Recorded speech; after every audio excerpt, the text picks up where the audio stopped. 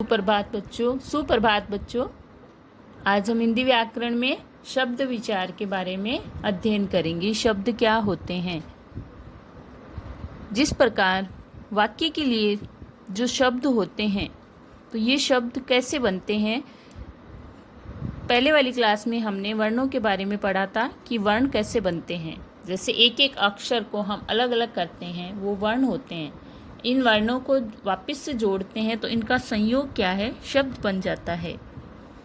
जैसे सावन है, तो इसको वर्ण बनाएंगे अलग अलग, तो स प्लस आ प्लस व प्लस अ प्लस न प्लस अ, मतलब अलग अलग करेंगे तो इसका वर्ण विच्छेद है। अब इसको वापस संयोग करेंगे तो सा व न। इसी तरह से जैसे बिल्ली दूध पी रही है, तो ये बिल्ली क्या है, एक शब्द है। दूध क्या है, एक शब्द है। मतलब एक या एक से अधिक वर्णों के मेल से बने सार्थक वर्ण समूह को शब्द कहते हैं। ये इसकी परिभाषा है। शब्द और पद क्या होते हैं। आमतौर पर हम शब्द और पद को एक ही जैसा समझते हैं, परंतु व्याकरण की दृष्टि से दोनों में अंतर है।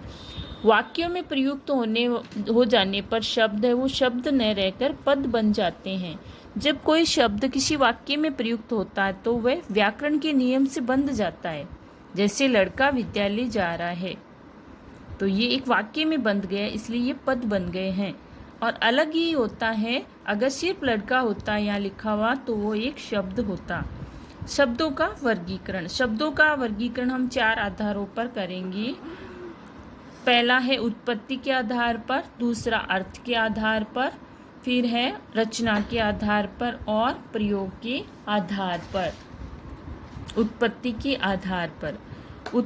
आधार पर शब्द के 5 भेद होते हैं। तत्सम शब्द, तद्भव शब्द, देशज शब्द, विदेशज और संकर शब्द।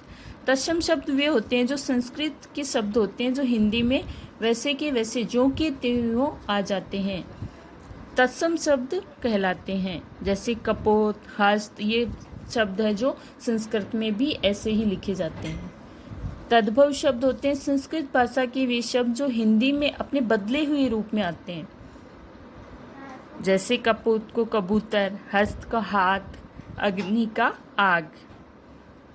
देशज शब्द कौन से होते हैं, जो शब्द हमारे देश की विभिन्न भाषाओं और बोलियों से हिंदी में आए हैं, वे देशज शब्द कहलाते हैं। जैसे लोटा, थैला, गड़बड़, खटिया आदि। विदेशी शब्द कौन से होते हैं, विदेशी भाषाओं से हिंदी में आए शब्दों को विदेशज या विदेशी शब्द कहते हैं। जैसे कॉलेज, फायर ब्रिगेड, बाल्टी, डॉक्टर, ये शब्द क्या है, अंग्रेजी के लग रहे हैं ना, तो ये विदेशज शब्द है।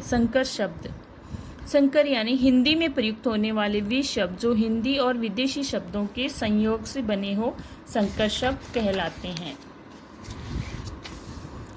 रचना के आधार पर वाक्य के 3 भेद होते हैं। रूढ़ शब्द, यौगिक और योग रूढ़।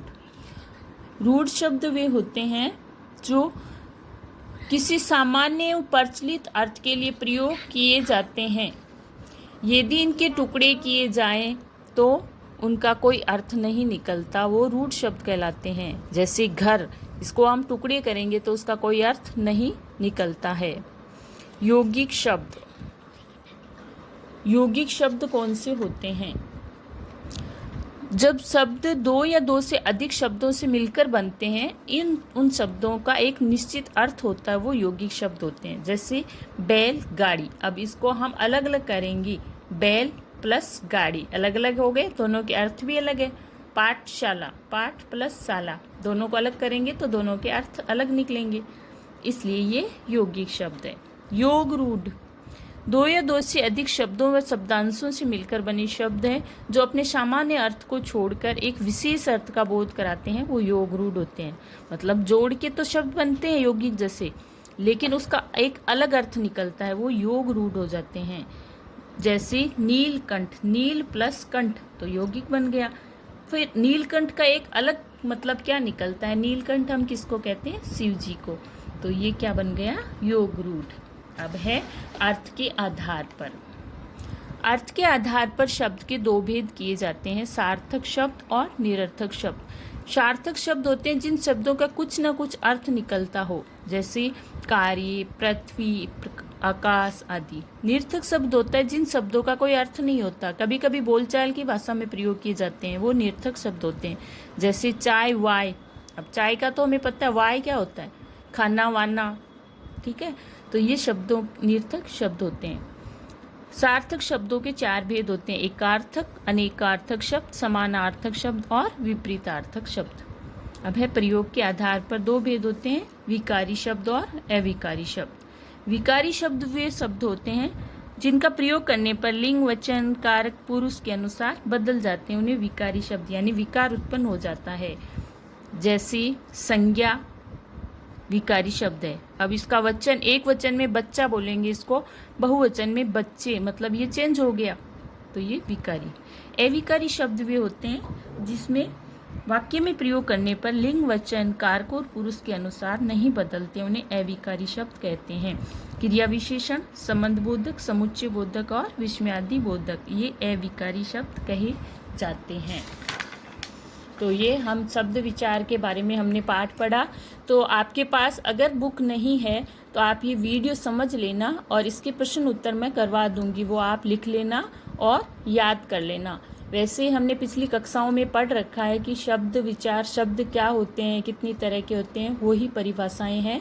अगर आपके पास कोई बुक है तो वहाँ से आप पढ़ सकते हो। धन्यवाद।